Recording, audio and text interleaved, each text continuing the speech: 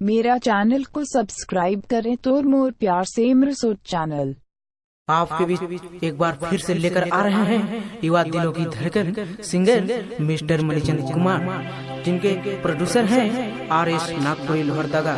शादी नाचे चलिया बेरे सीमा मुर्गा धराती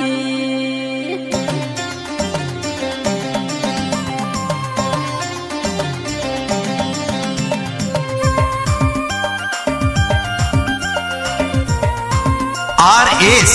नागपुरी लोहरदगा की प्रस्तुत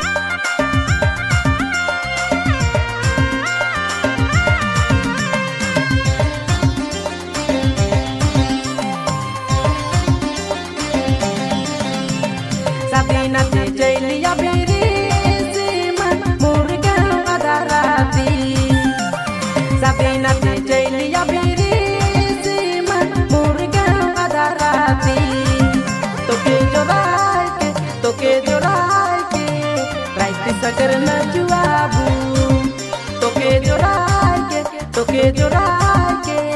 राइट सकर न जुआबू शादी नाचे चलिया बेरे सीमा मुर्गा धराती शादी नाचे चलिया बेरे सीमा मुर्गा धराती तोके जोराय के राइट सकर न जुआबू तोके जोराय के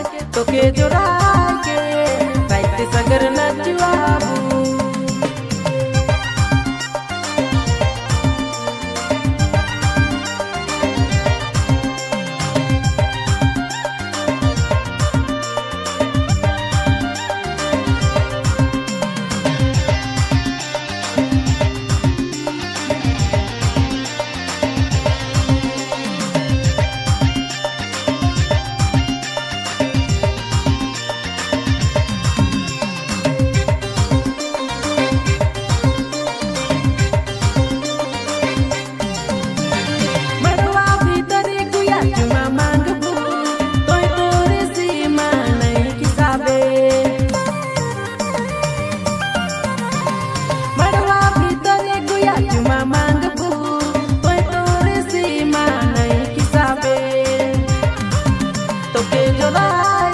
तोके जोराय के राइट सकर न जुआबू तोके जोराय के राइट सकर न जुआबू शादी नाचे चलिया बेरे सीमा मुर्गा धराती शादी नाचे चलिया बेरे सीमा मुर्गा धराती तोके जोराय के राइट सकर न जुआबू तोके जोराय के राइट सकर न जुआबू।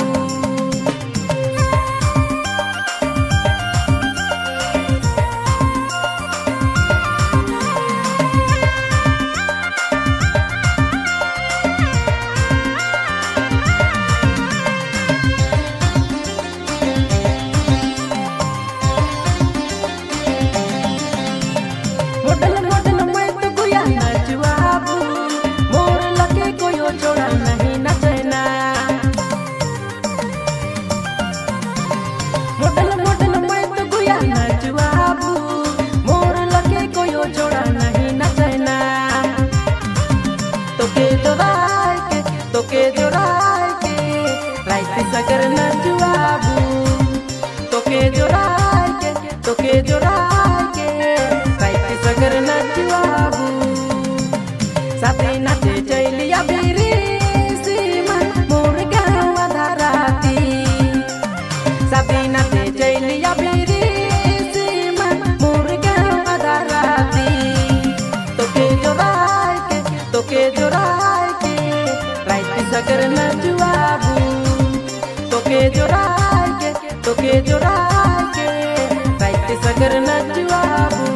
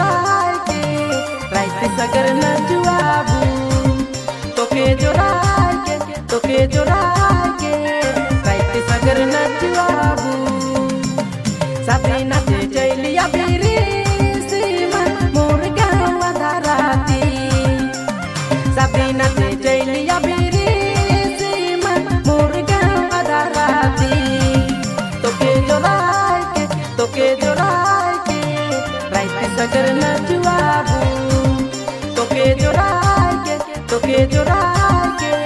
रात सगर नचवाबू सगर नचवाबू तोके जोड़ाए के रात सगर नचवाबू